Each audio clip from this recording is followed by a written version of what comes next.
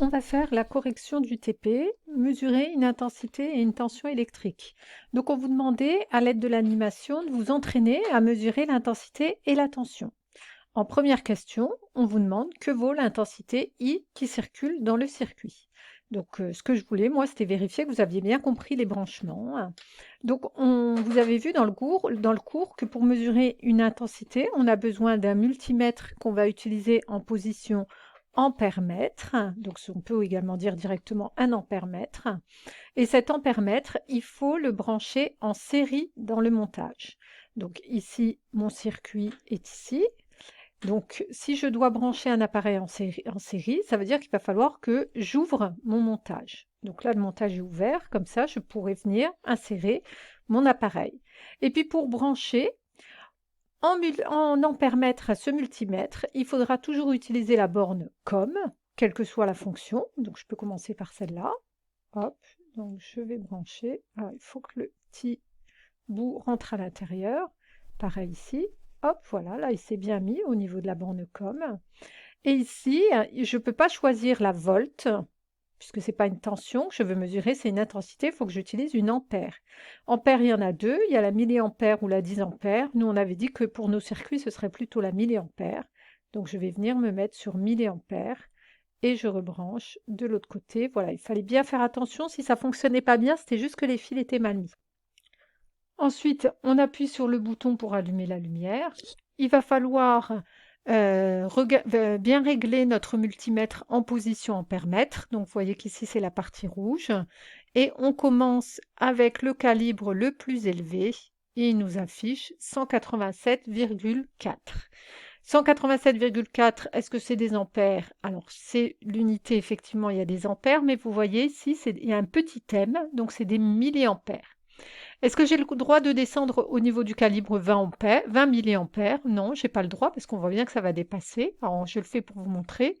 Ici, vous voyez, vous dit dépassement de calibre, on n'a pas le droit, il vous affiche un drôle de 1. Pareil, ici, dépassement, il n'aime pas. Donc voilà la valeur. Pour la première question, c'était 187,4. On va le noter. Donc on peut le noter directement comme ceci. On n'oublie pas les unités, hein. Un résultat sans unité est faux. Ensuite, on me demande la tension électrique aux bornes de la lampe. Alors, pour mesurer une tension, on va prendre ce montage-là. En réalité, le premier aurait fonctionné également, hein. Donc, je rappelle que pour mesurer une tension, cette fois, on va utiliser le multimètre en voltmètre et que le voltmètre, lui, se branche en dérivation. En dérivation, ça veut dire que je n'ai pas besoin d'ouvrir le circuit. Je ne vais retirer aucun fil de ce montage-là. Et si je veux la tension aux bandes de la lampe, je vais venir brancher un fil aux bandes de la lampe, un de ce côté et un de l'autre côté. Hop, il faut juste qu'il rentre, voilà. Et là, comme tout à l'heure, j'utilise toujours la borne COM. Alors les couleurs des fils n'ont aucune importance. Donc je vais faire exprès de mettre le rouge, tiens, sur la COM. Et puis l'autre, j'ai pas le choix, c'est la borne V pour mesurer une tension. Il faut que ça rentre. Hop. Donc, je vais alimenter, hein, donc je vais fermer le circuit, la lampe, elle s'allume. Et maintenant, alors en voltmètre, la position voltmètre, vous voyez qu'il y en a deux. Il y a un V avec une petite vague où il y a le V continu. Nous, on travaille toujours avec des tensions continues, c'est-à-dire elles ne changent pas, c'est toujours la même valeur. Quand c'est une valeur, c'est toujours la même. Donc, on va prendre plutôt ici 2000. Il m'affiche apparemment moins 0,05. Je continue. 200, moins 4,5.